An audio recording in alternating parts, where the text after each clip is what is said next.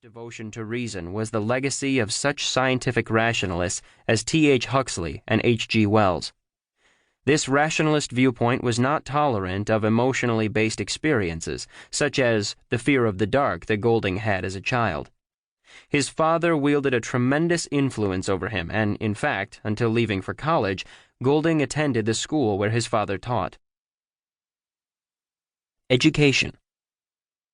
Golding began attending Brasenose College at Oxford in 1930 and spent 2 years studying science, in deference to his father's beliefs. In his third year, however, he switched to the literature program, following his true interests.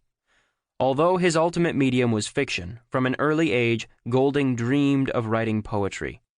He began reading Tennyson at age 7 and steeped himself in Shakespeare's work. While still at Oxford, a volume of Golding's poems was published as part of Macmillan's Contemporary Poets series. Later in life, Golding dismissed this work as juvenile, but these poems are valuable in that they illustrate his increasing distrust of the rationalism he had been reared on, mocking well-known rationalists and their ideas. In 1935, he graduated from Oxford with a Bachelor of Arts in English and a diploma in education. Jobs. From 1935 to 1939, Golding worked as a writer, actor, and producer with a small theater in an unfashionable part of London, paying his bills with a job as a social worker. He considered the theater his strongest literary influence, citing Greek tragedians and Shakespeare rather than other novelists as his primary influences. In 1939, Golding began teaching English and philosophy in Salisbury at Bishop Wordsworth School. That same year, he married Anne Brookfield, with whom he had 2 children. With the exception of 5 years he spent in the Royal Navy during World War II, he remained in the teaching position until 1961, when he left Bishop Wordsworth School to write full-time. Golding died in Cornwall in 1993. Literary writing. The 5 years Golding spent in the Navy, from 1940 to 1945, made an enormous impact, exposing him to the incredible cruelty and barbarity of which humankind is capable. Writing about his wartime experiences later, he asserted that man produces evil as a bee produces honey. Long before, while in college, he had lost faith in the rationalism of his father with its attendant belief in the perfectibility of humankind.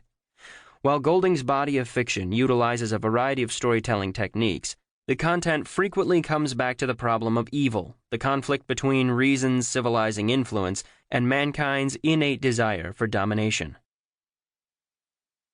Novels. In Lord of the Flies, which was published in 1954, Golding combined that perception of humanity with his years of experience with schoolboys. Although not the first novel he wrote, Lord of the Flies was the first to be published after having been rejected by 21 publishers. An examination of the duality of savagery and civilization in humanity, Golding uses a pristine tropical island as a protected environment in which a group of marooned British schoolboys act out their worst impulses. The boys loyal to the ways of civilization face persecution by the boys indulging in their innate aggression. As such, the novel illustrates the failure of the rationalism espoused by Golding's father.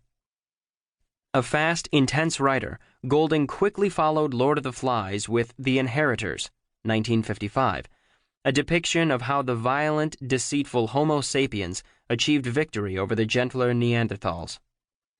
Although this novel is the one readers have the most difficulty understanding, it remained Golding's favorite throughout his life. Pincher Martin followed in 1956. Like Lord of the Flies, it concerns survival after shipwreck.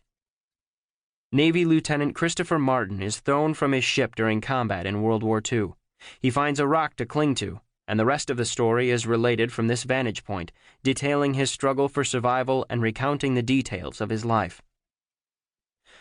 Golding uses the flashback technique of Pincher Martin more extensively in his next novel, Freefall, 1959.